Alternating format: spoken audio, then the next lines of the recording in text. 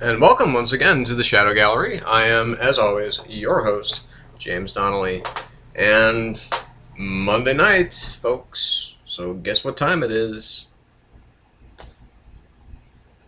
It's time for new comics, bitches! So, this will be a two-parter. Not in the classic kind of, okay, well, there's going to be 15 minutes, so on and so forth. No, we're not going back to that format. But there's going to be pretty much all of this week's reviews of the smaller comics, and then there's going to be an extra segment that I'm dedicating specifically to Batman Earth 1. So I hope that you'll watch that one too. So, just as a reminder, I didn't really put a time limit on this, and I realized that I probably should have. By the way, if you hear my air conditioning going off, that means because it's 12:44 p.m. or it's 12:44 a.m. Excuse me, here in the Phoenix area, and it is still 96 degrees. So, fuck you. If that ends up interrupting or somehow distorting things, I'll just try and talk louder. No, not fuck you. That was fuck you to the weather. It's insanely hot right now. But so we kind of started the contest last week. So let's just say this is going to end on August 6th. Go to the shadowgallerycomics.tumblr.com to read my script for Batman the Unknown, create a video response review of that, and you can put it on any of the videos either from last week through the third week, and I will have a winner, provided I get some submissions, because nobody's submitted anything yet. And I know it's a different task, because I know that people like a lot of people, Howler Mouse, a lot of you guys have contests that are really small in scale, and not small per se. I mean, it's obviously important, but it's sharing something that's about just a couple of minutes in length. And this does ask for you to commit a little bit more time than you might to a normal. So I guess I would like your feedback on this. Do you think this is fair or not? Do you think this is a fair contest as far as as far as this is concerned? Because I do realize that I'm asking you to invest some time, and that's because but I plan on sending you really cool stuff. Like I said, I mean the Batwoman trade, the hardcover Batwoman trade. There's going to be some other cool stuff that I'm going to put in there that you may or may not already have, but it's going to be cool. I promise. It's going to be extra surprising, and I think that you'll like it. So anyway, on to this week's comics. So we will start traditionally where we normally do, which is with Marvel. And so what do we have for Marvel this week? Of course, another issue, the 7th issue of Avengers versus X-Men. Now, I'm not going to talk about the new... I don't generally talk a lot about comics news, because that, there are other people that do that a lot better than I do. I have tried to keep things, just as review stuff. So I won't be talking about the new Marvel, sort of kind of cloning the New 52 initiative in a couple of ways. But the only thing that has me really excited about that is that John Cassaday will be coming back to do regular art, and that's something that I'm really looking forward to. I was in my comic book shop over the on, well, actually over the weekend again, and one of my buddies, Miguel, he actually gave me a copy of an old comic called Desperados, which was done by, who was it put out by? I gotta dig through all this shit. Yeah, it was put out by Image through Homage Comics, and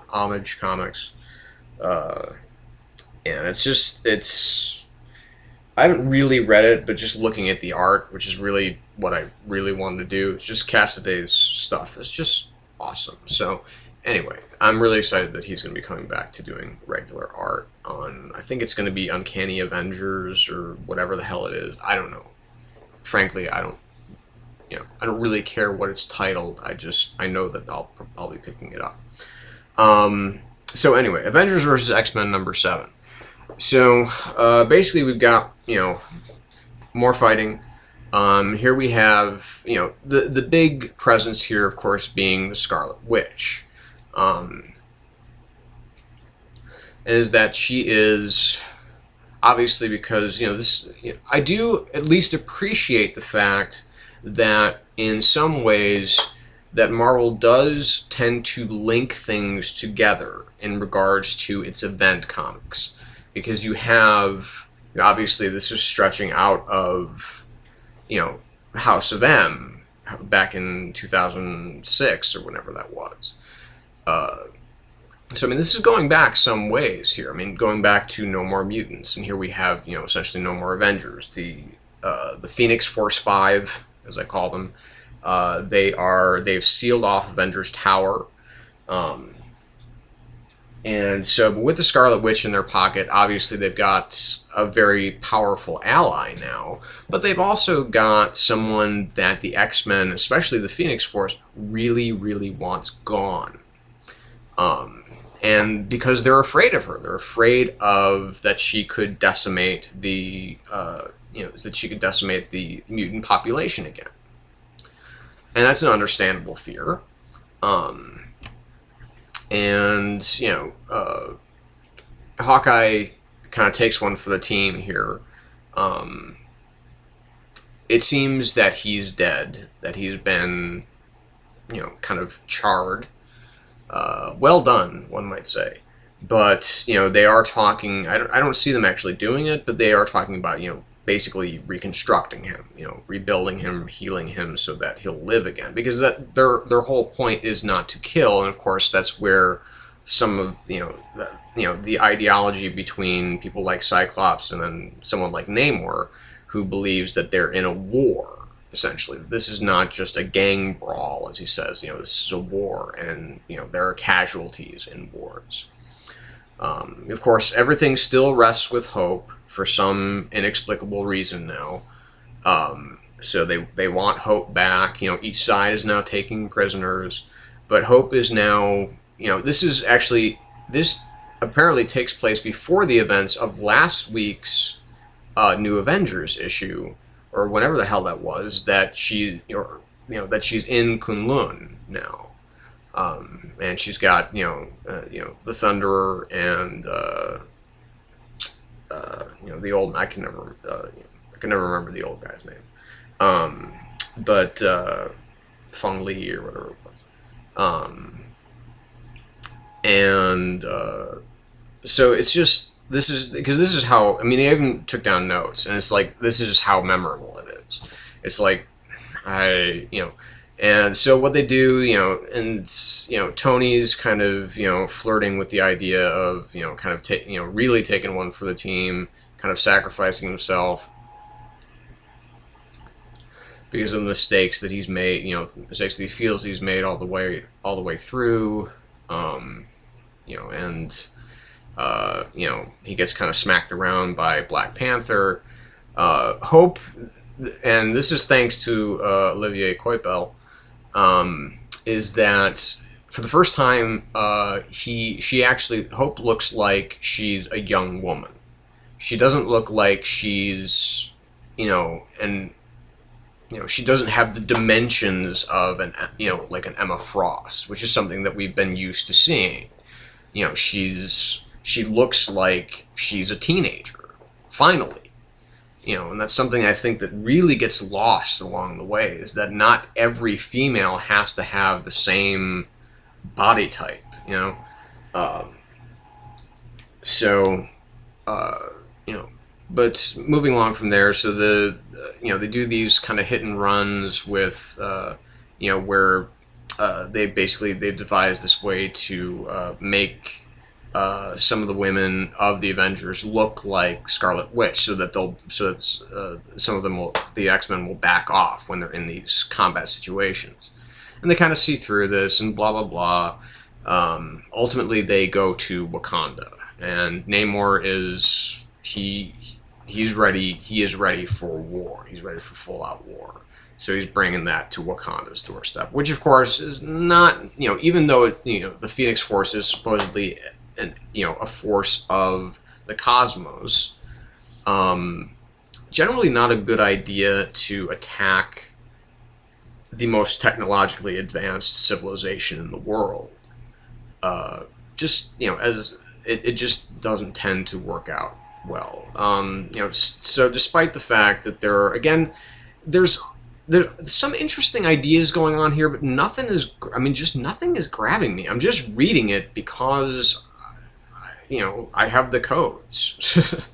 So, and it is, something that you do feel like you kind of have to keep up on, or else, when whatever comes out of this happens, you're going to be totally fucking lost. So, I don't know. So this was a 2.5 out of 5, again, at best.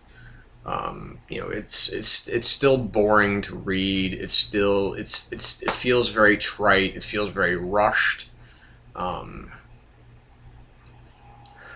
think it was Fraction that wrote this issue again, so he's putting some of his good ideas to use, but again, a lot of editorial control here is saying, well, this has to happen to this. It doesn't feel like they have a whole lot of say in what's going on, even though they've got the best minds at Marvel working on this book. It doesn't feel organic like a good book should. Sorry, lots of water to survive this heat. Okay, so Uncanny X-Men number 15. Again, I was really pleased with the last issue. I was very surprised. I loved the last issue of Uncanny X-Men. The kind of sinister world and everything like that. And this is basically the issue in which they decide, the Phoenix Force 5 decide that the world basically is going to be, the world for mutant kind is going to be a better place without Mr. Sinister. And it's all still very seems to tie into Cyclops. Because he has obviously had a lot of influence on Cyclops' life over the years, and aside from the really good art by Daniel Acuna,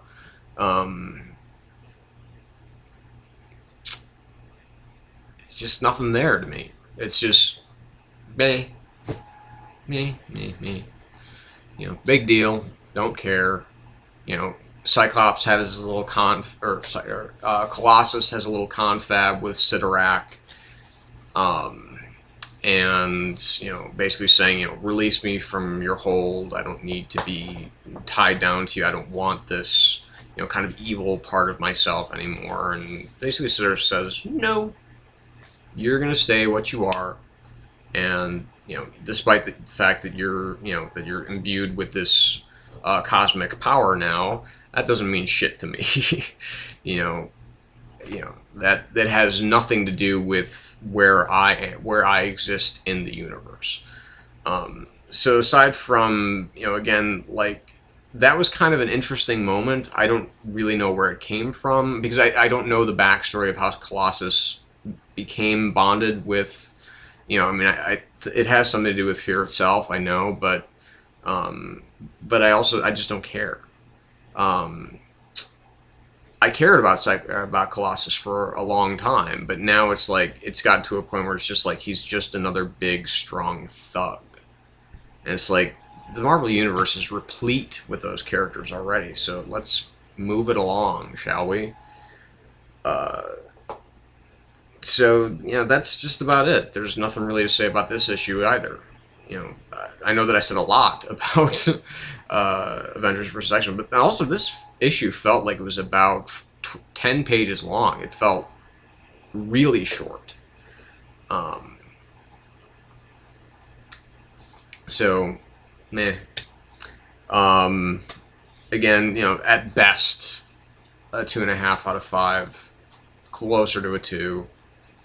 Just, AVX not doing it for me, people. I mean, because I think one of the reasons that the last issue was so good is they got pretty far away from the events of AVX. So that's just the way that things go sometimes. Amazing Spider-Man 689. A lot of people are doing kind of these culling videos where they are. I know that Ghost Critic, kind of did one sort of in his last vlog, and that I think Minutia Minute was doing one. So these are kind of popping up, and this is definitely, I'm getting to a point where I am going to start to kind of cut back, because I read a lot of books. That's fun, and I love reading comics, but I mean, first of all, A, very expensive, and B, some of the books are just seeming to not be worth it. And unfortunately, Amazing Spider-Man is looking to be one of those books where it's just like, I don't really feel like this is going in a good direction. I think it's going downhill. It's still a good book. It's better than anything that's in AVX, that's for sure. But I mean, it's gone. I mean, from the kind of epic scale that it had, and even when it was telling the more human stories about Peter Parker, it's since the end, since the beginning of Ends of the Earth, there's been this almost steady, decline in its quality. And I'm not even necessarily talking from an art standpoint. But again, I think it's very editorial. I think that there are certain decisions that are being made for Dan Slott, again, that don't grow organically. He's like being forced to write the shit. That somebody is saying, I want to see this story. If that's not the case, then there is a problem with Dan Slott, and he needs to kind of, he needs new parts to work with. And I think we're seeing a bit of a glimpse maybe in this issue, because there are some strong moments. Because, okay, so basically we have, Connors, as we saw in the last issue, he has the Lizard's brain. He has the Lizard's kind of psyche, his consciousness in his human body. So despite the fact that he is human again, he still has this very reptilian brain. It's almost kind of like, Cronenberg's take on The Fly. That, despite the fact that, he's still, part man, he's starting to gain more, the more insects part of, in The Fly with Seth Brundle, you see this, this insect, the instinctual drive taking over more, even when he's still just human. And then obviously as he begins to mutate, and this is kind of the reverse of that. He's become human, but still has this very kind of base reptilian brain, but he also has the intelligence of Kurt Connors. So basically what he's looking for in this issue, he's looking for a way out. He's looking for, basically, because he's at Horizon Labs, we have this whole thing with, where he basically is trying to get everybody away from him so that he can continue, so that he can go back to work on himself, so that he can make himself the Lizard again. And the best way he sees to doing that is by making Morbius look like the bad guy, which he does very successfully. I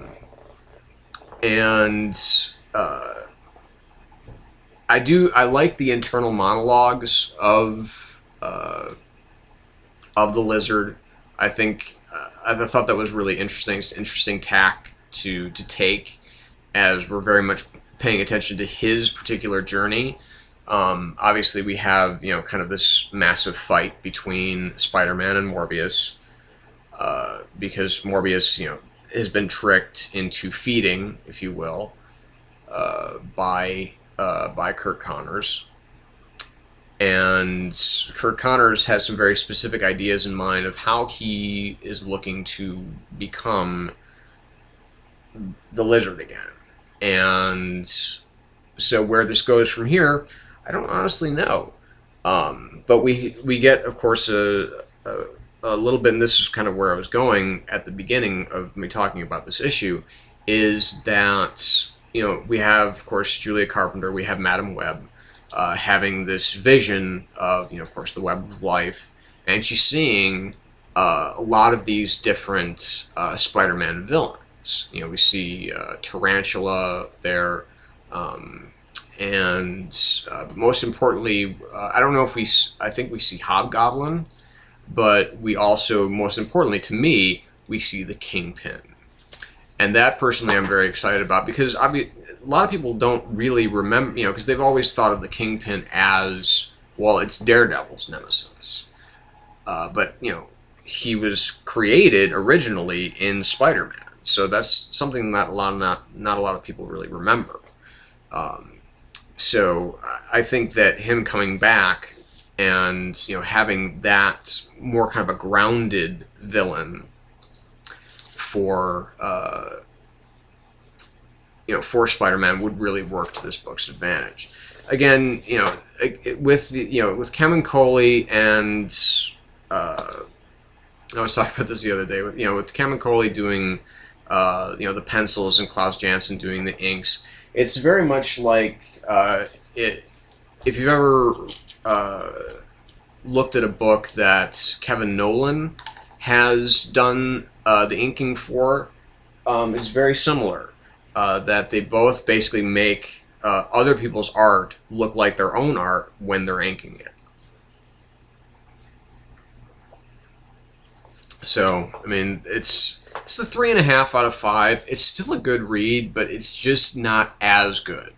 And I think because he just kind of really blew the bell curve with Spider Island and the original No One Dies arc, the Revenge of the Spider Slayers, big time. He did all this amazing stuff with Spidey, and now it's like, it's just, I think we're holding him up to maybe an unrealistic expectation. But that's kind of what this is all about, though, isn't it? Is having some of the having onus put onto the people that create these books to keep up a certain level of quality, because that's what's going to keep us buying it. And this is one of the books that I am kind of looking at dropping. So, and speaking of Spider-Man, we have Ultimate Spider-Man number 12. Now this is basically, we've been waiting for this since like issue 3 or 4, where it is the showdown between Miles and Aaron. This is the throwdown, the ultimate throwdown between Prowler and Spider-Man. And first of all, this is not a particularly dense read because there's not a lot of dialogue, but every page, and this is thanks in large part to David Marquez as the artist, does some fantastic artwork in this issue. It is phenomenal. Almost every panel has like an extra emotional punch to it. Because it is, it's very brutal, this fight. And it's the first time that I really realized, you know what, this Spider-Man doesn't have webs. That to me is just, it's unusual, because it's like, wait, that's kind of one of the signature things. And so it's just one of the things that I noticed for the first time, that he has no webbing. I don't know why it took me so long to notice this. Probably because I was just so wrapped up in the story and him learning about his different powers, like, you know, the power to disappear, his kind of, you know, venom sting, that he doesn't have web shooters. So, be that as it may, it's just, this was just a terrific issue from more of an artistic, but also very much on a writer standpoint. I mean, Bendis really put a lot into this issue in constructing it, and just left it to Dave Marquez to really draw the living shit out of it. And it looks fantastic, and it reads fantastic. And this is, I'm not even really sure why I'm talking about it now, because this is pretty damn close to one of my picks of the week. So this was just fantastic. I love this issue. It's easy a 4.5 out of 5.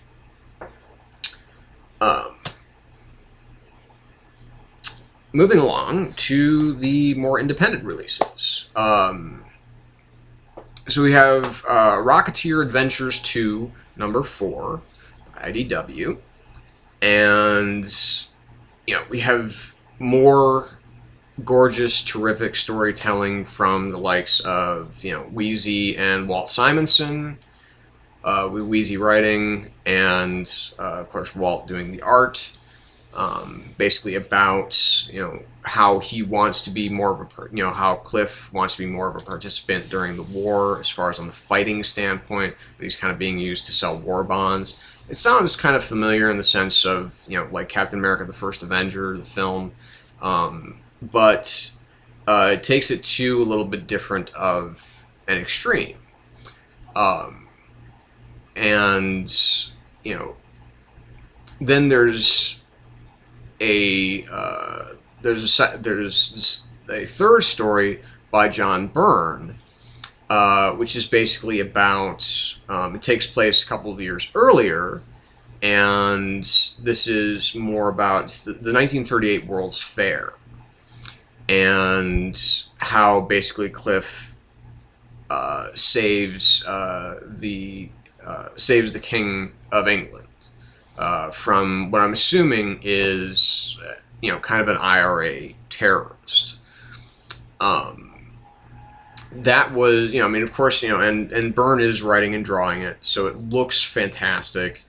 It's, you know, it's a pretty well written story. It was admittedly kind of weak, comparatively speaking, because it seems to be a little too kind of like spy-ish. And I know that I know that John Byrne really likes that stuff. Obviously, evidence with, you know, series Cold War, which my comic shop just stopped getting, so I haven't been reading it. But yeah, but the best story in the book is by the writer-artist J-Bone. And he basically does this story, and I forget exactly what it's called. It is, Cliff Secord, a warlord of Blargan. And it's basically, it's awesome. I mean, it's a throw. Basically, Cliff somehow gets transported to a Mars-like world. You know, it's basically John Carter-esque. Where he totally, you know, he gets everything wrong. You know, he's, you know, he thinks that, you know, he's come there as this great, you know, kind of pulpish hero, but really they kind of want to eat him. But he keeps, everything he's doing just keeps, you know, because he keeps mistranslating everything that he sees, because it's, you know, the analog of what he's seeing, you know, here on Earth would be something that would be conceived as a threat. But what's actually going on here is something that, you know, these are signs of, you know, respect or devotion, or it's just, and he just, and it's just it's written and drawn so well, and it's so fun. And this is the kind of stuff that I'm really looking forward to, because coming up next, the next Rocketeer series that we're going to be getting is Mark Waid and Chris Samney doing the Rocketeer Cargo of Doom, and I cannot fucking wait for that, because as awesome as this has been, I have a feeling this is going to blow it out of the water, because it's going to be really the first kind of really serialized story of the Rocketeer since Dave Stevens' death. But 4.5 out of 5, absolutely, for Rocketeer Adventures 2 number 4, because it's such a fun comic. You can't deny fun when you see it. Moving on. Let's move on to DC. So Earth 2 number 3. So basically we have, as we were promised in issue 2, we have the birth of Green Lantern, Alan Scott as Green Lantern. He is basically he's in the wreckage of the train explosion, and the green of the Earth, and this is something I'll touch on later. But this kind of green energy of the Earth, is it Gaia? Maybe is it that kind of thing, or is it just an elemental force? Basically, chooses Alan Scott as their champion, to be maybe its avatar, if you will, and because they see the kind of inherent goodness in him, they see that there's a great evil that's coming, and they need a new champion. And Alan Scott's, sadly, Sam has died in this explosion. So the man he was about to marry is dead. So this, gives Alan definitely some extra oomph. It gives him the extra push to be the kind of hero that he can and should be. But we also have in Poland, we have this kind of mock fight, sparring between the Flash and Hawkgirl. Hawkgirl is obviously combat trained. The Flash is obviously not. Although he does come up with some pretty interesting possible solutions for trying to take Hawkgirl down. And they talk, and there's a casual mention of fate. And Jay basically says, hey, I don't believe in fate. And Hawkgirl says, well, you might change your mind when you meet him. So obviously, we knew from the beginning that this was going to be the formation of the New 52's Justice Society. And so, the fact that, just even the hint of he's going to be there, that Dr. Fate is going to be in this universe, is, and that obviously Mr. Terrific from, the regular DC universe is coming to Earth 2, and is kind of lost there. Obviously he is, again, another analog, if you will, of, an original kind of all-star comics hero of DC, of the Justice Society. So we have that. And we have because the Green is chosen as champion, we see the rise of the Gray. And the Gray is a very, well, I'm not going to put too fine a point on it, and it's a very rot-like elemental ability. Basically, it's spreading throughout the Earth. Things just start aging very rapidly and dying, from animals to trees to buildings. And, and out of all of this comes the kind of avatar of the Gray, I guess. And this avatar is Solomon Grundy, sporting a much different look than what you would expect to see him as. It's kind of almost kind of a bondage-y thing. It's a very interesting look for him. But I liked this issue. I did. I'm enjoying reading these tightly confined origin stories that are being told in Earth 2. That's one of the more fun things about reading this. And to see how they may end up coalescing as a team, because obviously with Justice League, and that, garbage, I think it is. I mean, it's Drek. It really is. I mean, and I know that I know the Ghost Critic reads it, and I know some of you out there read it and you enjoy it. I think it's it's like the lowest common denominator of it's like the DC Universe's AVX. I mean, it's really like, okay, this is meant to be the big seller so that you can get all of your fixins as far as having really nice art to look at and seeing all of our superheroes drawn really well and everything like that. And yeah, but it's just so trite. There's nothing to it. There's no. It's like it's like used Neutrogena. It's nothing. But this, to me, just being written by James Robinson and the art by Nicola Scott is just terrific. I like, for instance, I like the fact that he uses his engagement ring to forge his quote-unquote power ring. I know it's not, that this Green Lantern's ring isn't really a power ring, but it's, the same kind of idea. This is the focus of his energy and where it comes from. So, it's sappy, it's a little corny, and it's a little, it's a little cliched, but it worked. It worked for me. What can I say? I guess I'm a sucker for romantics, but I just I really enjoyed this issue. I really did. It's 4 out of 5 for me for Earth 2, number 3.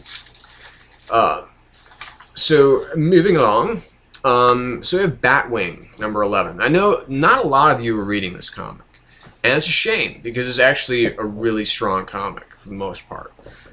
Because we have Wings, Bat, and Knight teaming up together, of course, to find out what's been going on. Find out why this, this Chinese nuclear scientist was on board this pirate ship, and what exactly they needed him for.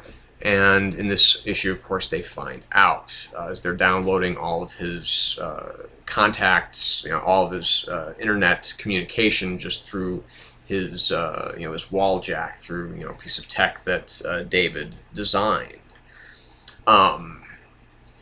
And we get Matuba.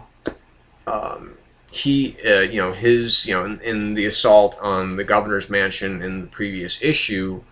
His whole family has been killed. So while they're running, while Nightwing and Batwing are running down these leads and fighting, a man that can turn into a dragon, that was not as much of a kind of throwdown as I was hoping for. It seemed to be really overly brief. So, Matuba goes to his family funeral, being laid to rest in the country of Tundi, which again, a fictional African republic. I'm assuming, because I'm not up to my, my African geography, but I think it's fictional. And Matuba, there's the president dictator of that country really is calls himself Lord Battle, and apparently he supposedly has had taken down an opposing army single-handedly, and he's this big huge guy with a fucking hammer and kind of shit, and he rules with an iron fist, of course, because he's a dictator, and that's what dictators do. And, you know, Matuba, of course, they all make big discoveries. There's a lot of discoveries in this issue. Matu makes some big discoveries about what exactly the country of Tundi is doing, but also Batwing and Nightwing make a pretty big discovery about what exactly the Penguin was doing with holding a Chinese nuclear scientist. And this, of course, leads to the confrontation between the Penguin and Batman. It's a nuke. And the Penguin sold it to somebody. But who? So I'm not particularly on the edge of my seat waiting for the big reveal that's coming in here. And although next issue apparently is going to have the Justice League International, so I mean, it's interesting that we have all of these canceled books, but the characters are still going to continue to pop up. And even the teams are going to continue to pop up over the different places in the universe, and that's fine. But it may point out that certain books get canceled for a reason. So whatever. But again, this was a pretty good issue. Not great by any stretch of the imagination, but Judd Winnick is doing a pretty damn good job on this title. Marcus Toe, I do really miss Ben Oliver on this title. His art was terrific, and Marcus Toe's art, it's really good, but it's just not that same level. It's just not that same caliber. So it's 3.5 out of 5 for Batwing number 11. Again, it's interesting and it is keeping me involved, but this is one of those that I'm starting to kind of get on the fence about. So unless they start, again, really kind of pulling me in, this might be one of those that gets dropped. So there's a lot, and then we have a bunch of books that were really awesome this week from all of the publishers. So we'll just kind of lead up, and this is just this next part is all kind of a second place tie, and I think you'll be surprised at what my pick of the week is. So we have, but first we're going to start with Animal Man number 11. So basically we have Buddy, while he's in the red, undergoing a pretty serious makeover. And we have, instead of Steve Pugh doing the art, we have Alberto Ponticelli, who's apparently followed Jeff Lemire over from the work that they were doing on Frankenstein Agent of S.H.I.E.L.D. And so that's cool. How long Ponticelli might do this this title for, I don't know. But I'm certainly excited to see the two of them working together, especially on a title like Animal Man. As much as I do really, really, really, really enjoy Frankenstein Agent of S.H.I.E.L.D., this is still it's just the better book. But we also get Socks getting pretty big. Because obviously, the evil Buddy, as one of the Hunters 3, has taken Cliff, and we don't know for what reason, other than to split up these two, to take, and that's one of the points that one of the Hunters gets, because as Buddy is undergoing this transformation, the first, as we see him kind of evolve, if you will, back into kind of a human form, and then, and then kind of be pushed out of the red, we see him almost immediately. He becomes very. It's not just taking on the attributes of the animal. He actually starts to take on physical attributes as well, which I think is a really cool direction to go into. So, I mean, it's like, first it's kind of like a cheetah. So, I mean, it's like his face, contorts and everything like that. And then we see him, the next time that we see him, he's turned into like an eagle. He's got claws, and he's got, wings and feathers and everything like that. And then as he's coming to save Cliff from one of the Hunters, he's a rhino. And it's like, oh man, this is really exciting now. This is really interesting stuff. And he does, and one of the things that the hunter says to Buddy is that his family makes him weak. But what he really doesn't realize, and this is because this is actually one of my, this is a great issue because it really does a great job of illustrating how strong the bonds are, the familial bonds are, of the Baker family. You know, with, you know, Buddy, Ellen, Cliff, Maxine, they are, you know, it's a family book. It's very family driven. It's very, you know, it's not family oriented, but it's very family driven, and that's evidenced pretty clearly here as, you know, as Buddy punches the head off of his kind of evil, you know, rot doppelganger. So, and then of course at the very end, when everything seems to be okay again, this is when the sky falls in, as Cliff collapses, and it's ultimately revealed to the Baker family who is the avatar of the rot. And that brings us to, first of all, a rating of 4.5 out of 5. I love Lemire and Ponticelli working together on this title. Ponticelli's art style works so well with this particular type of work. I mean, it worked great with Frankenstein, but it's going to work even better here. So I'm hoping that he's on it for more than just this one issue. If he was just like a, you know, if he was just like another guest artist. But then, okay, so this leads us to Swamp Thing number 11. And basically here we have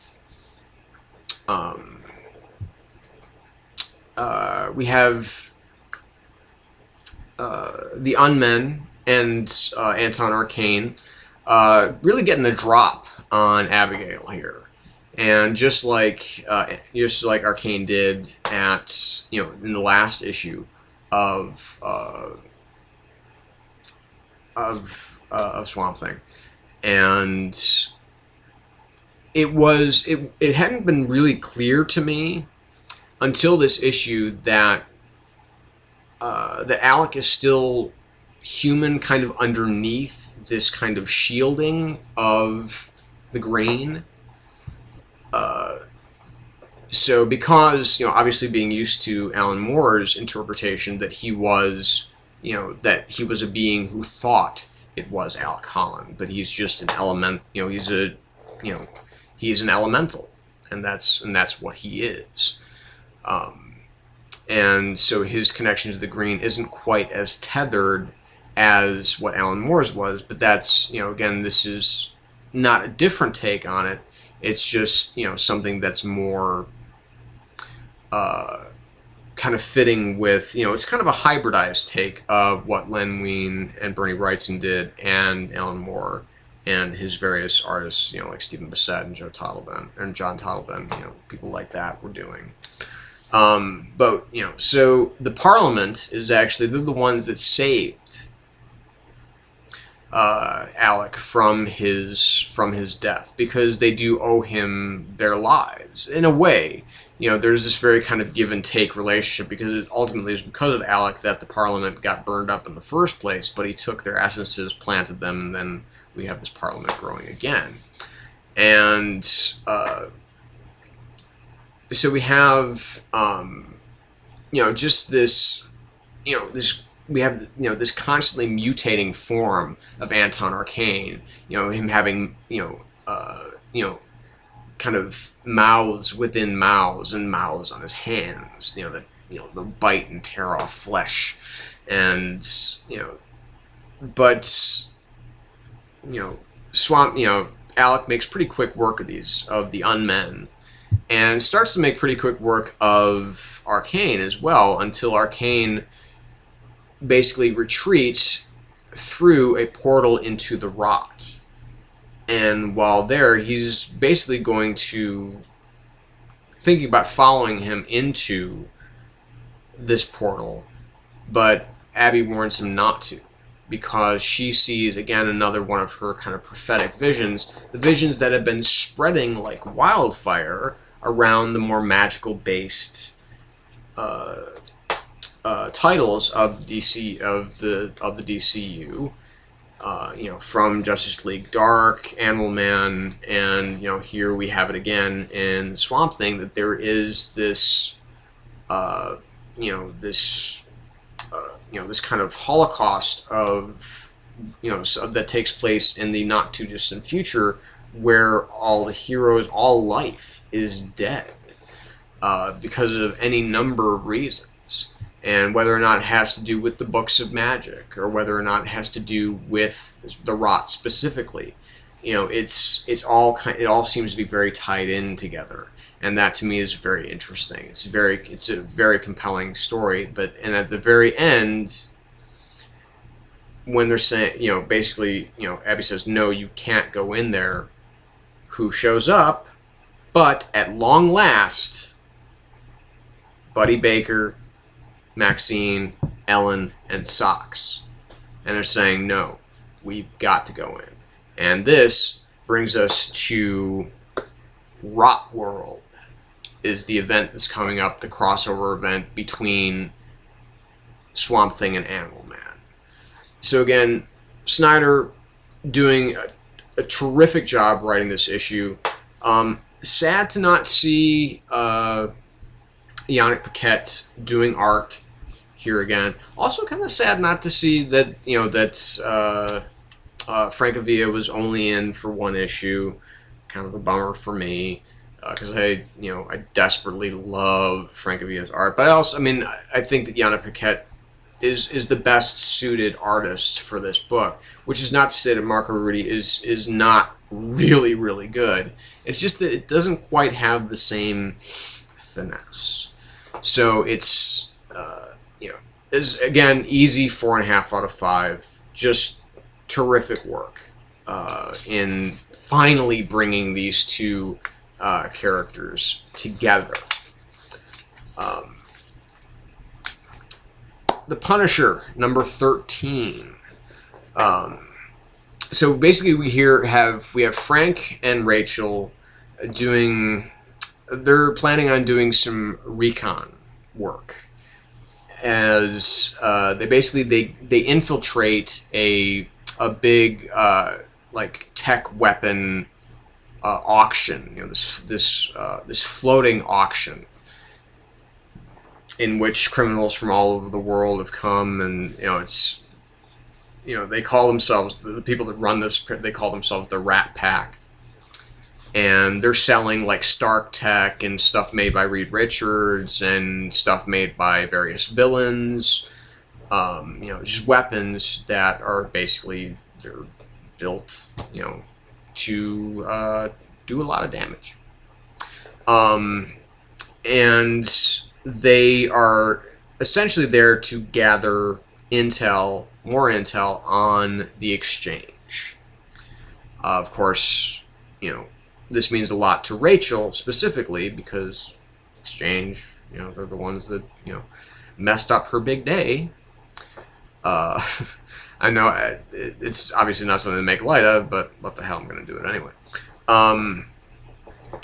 So Frank actually posing as Curtis Jackson, aka the Power Broker, which is someone I haven't seen in comics in years. I don't know if he actually has appeared lately, but I haven't seen him in a really, really, really long time. I haven't seen him since the 90s, I don't think. But he's made almost immediately. And, of course, this is all part of the plan.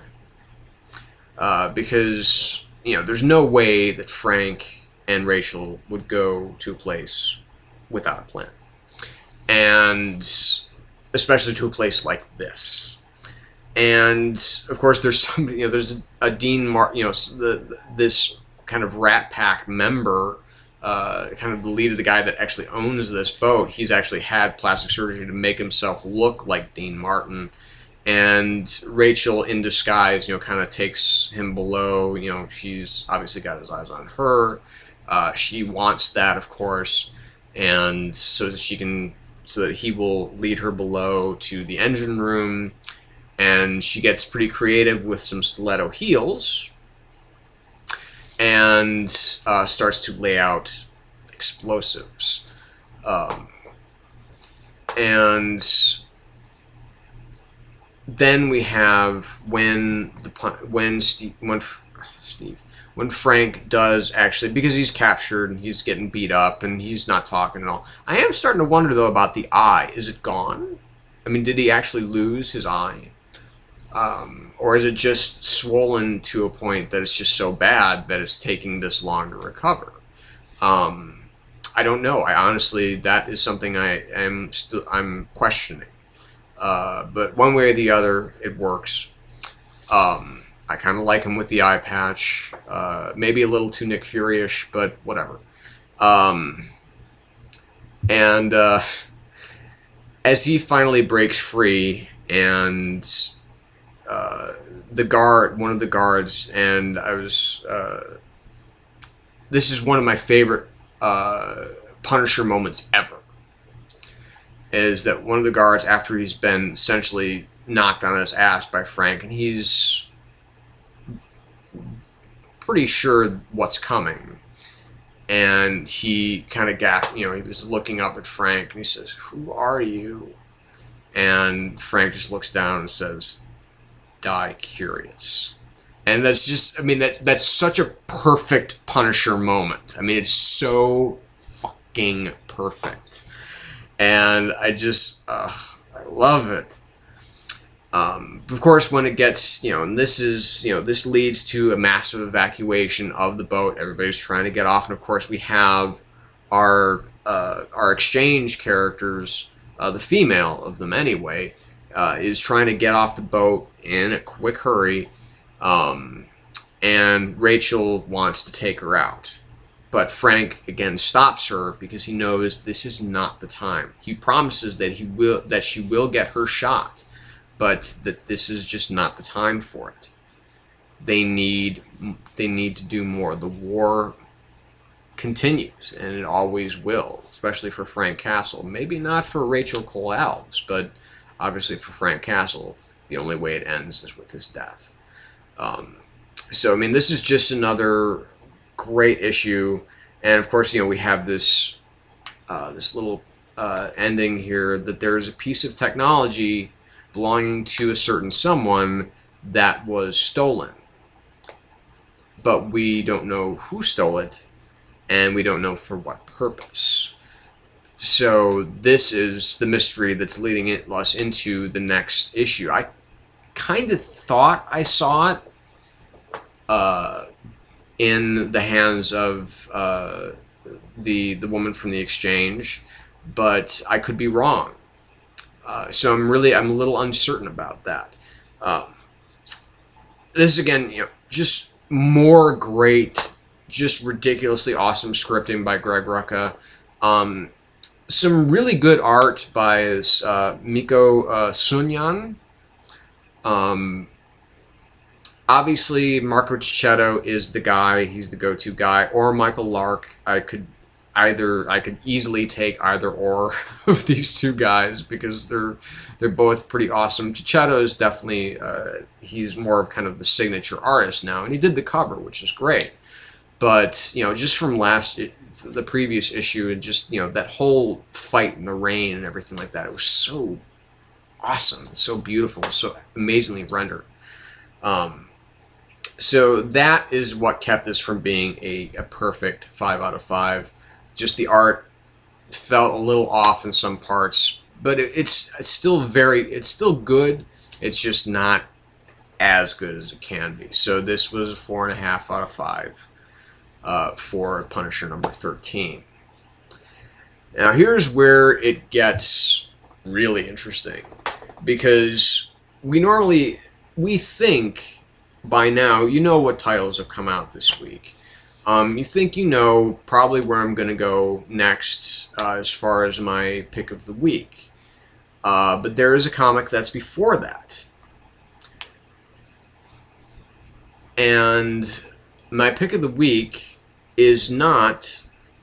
Well, we've already talked Swamp Thing. That's usually, that's normally kind of a pick of the week. I mean, it's definitely one of them, but it's not the pick of the week. And this book that I'm about to go over next is normally the pick of the week, but not this week. Which is not to say it still wasn't awesome. And that is Morning Glories number 20. Morning Glories number 20. Basically, this is the issue that gives us some insight into the relationship, the sororital relationship between Ms. Darramount and Miss Hodge.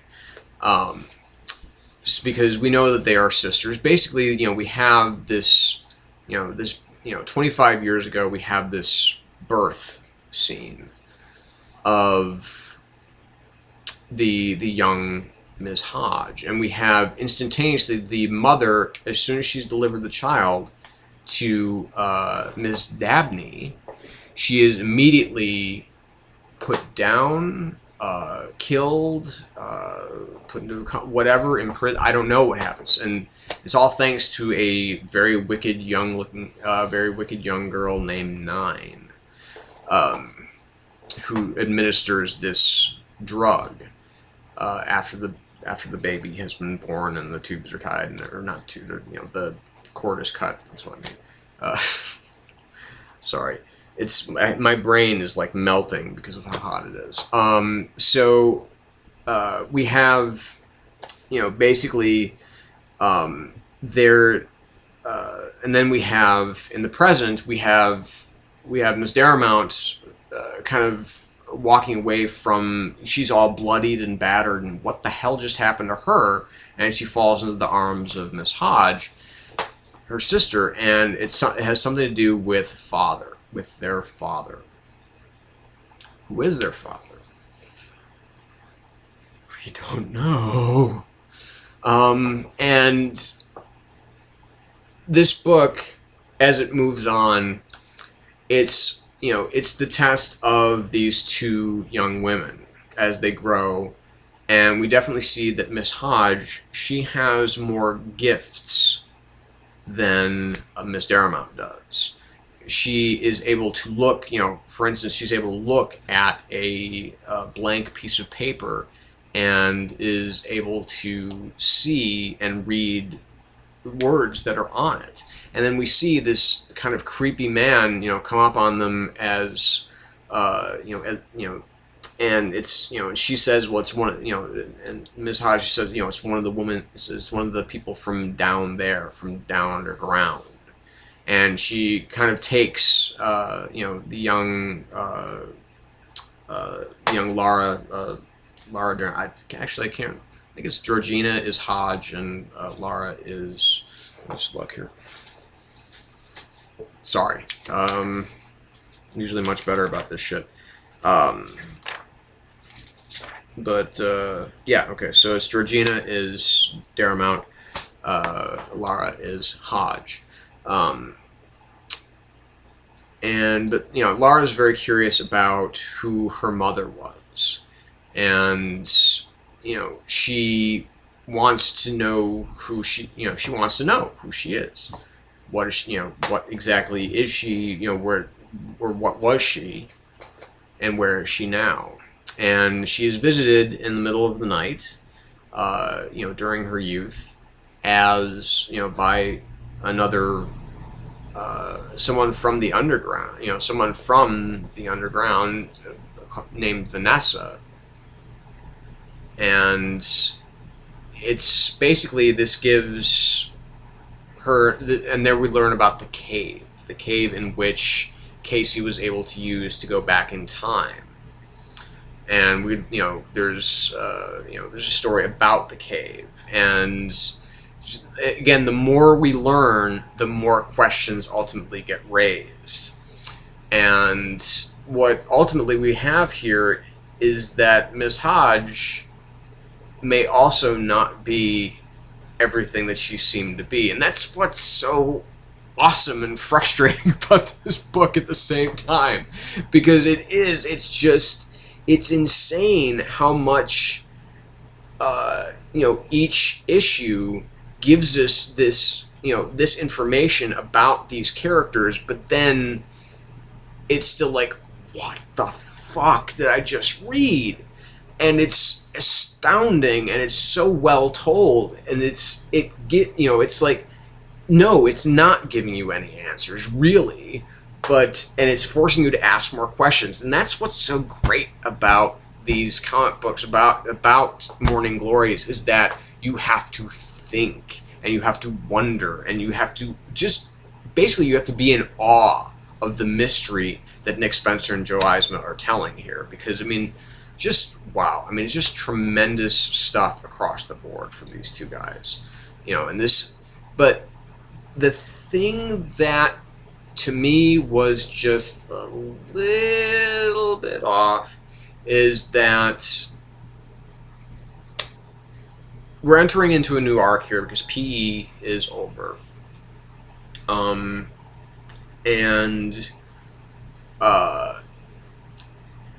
I know that they always come back to what they were doing before, but there's so much going on at this point in time. I mean, that the students have disappeared, that we've just had this, with Hunter and Zoe. I mean,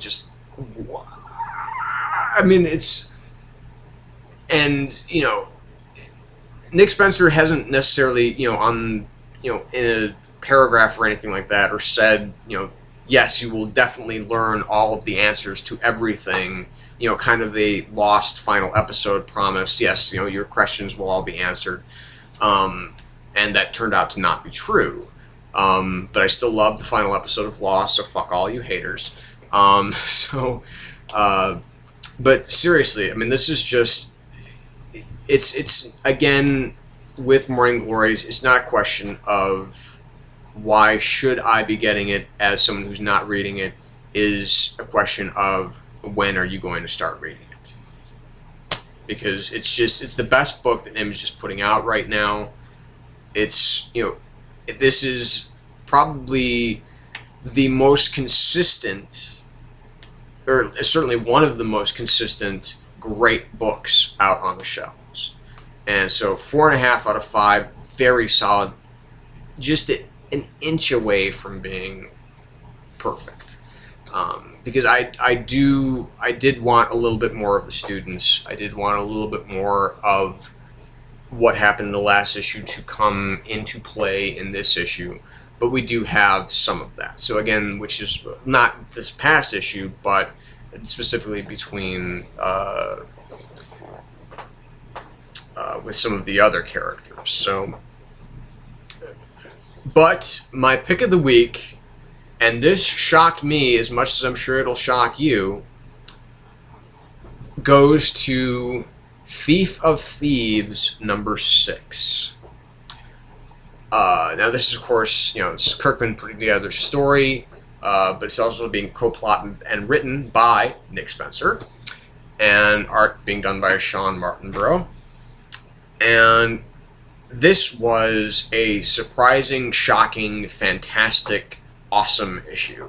It's beautifully drawn all throughout, and the plot, the character, just all the work that went into this issue was just, it went the exact opposite way of where I thought it was going to go. And that's what is making this comic work, is that it's resisting the tropes. It's playing against the tropes and playing upon them and saying, you know what? Not quite.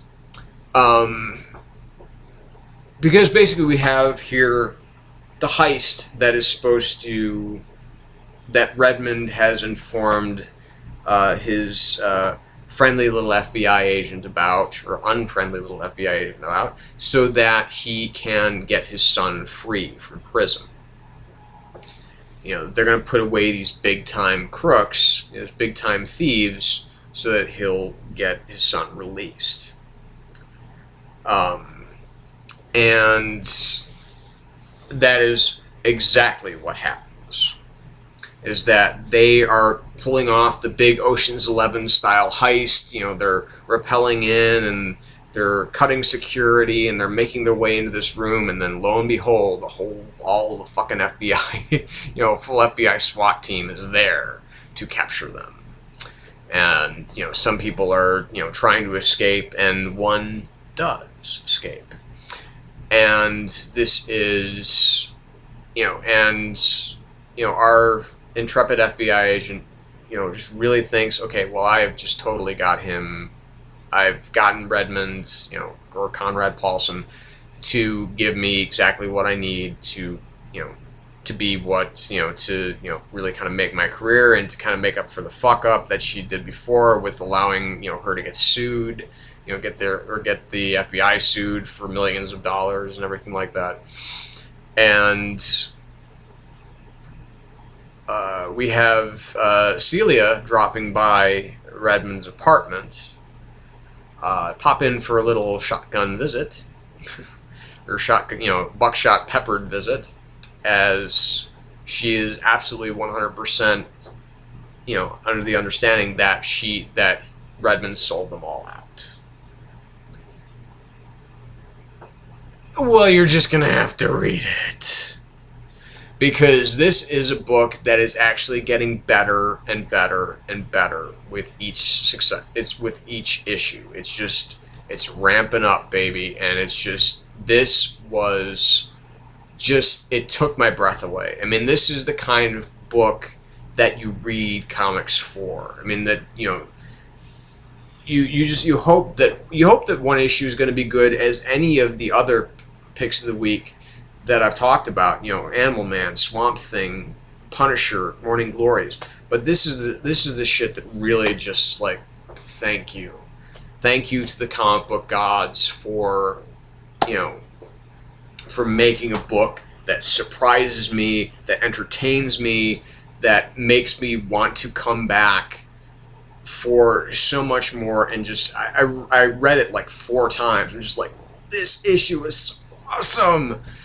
So this was the pick of the week. 5 out of 5, absolutely, for Thief of Thieves number 6. If you're not reading this, I know if you've been watching my reviews of it, I wasn't too thrilled about this in the beginning. I'm like, yeah, this is pretty good. I'm very anxious to see where it goes from here, but now I'm really starting to get, okay, this is where it's going. And it's going in a direction that we could not possibly expect. And that's what's great about this. And I'm starting to see what Kirkman and Spencer have put together here. And it's terrific. So just super, super cool. So that is about it for this week's New Comics, bitches! But like I said, there is going to be another video that I'm going to put up tonight. And it's going to be a longer examination into Batman Earth 1 by Jeff Johns and Gary Frank. So I invite you to come visit on that, or if you watch that one first, fine. Of course, you know,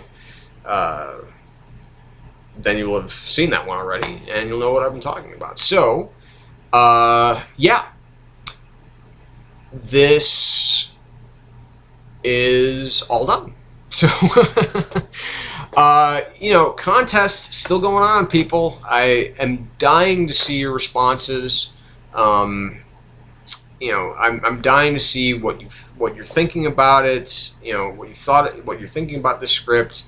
You know, dying to see those reviews, people. Like I said, they don't have to be half an hour long, or an hour long, or an hour and 13 minutes long like this one. But, you know, just give me a couple minutes of your time to make a video, and, you know, with some well put together thoughts.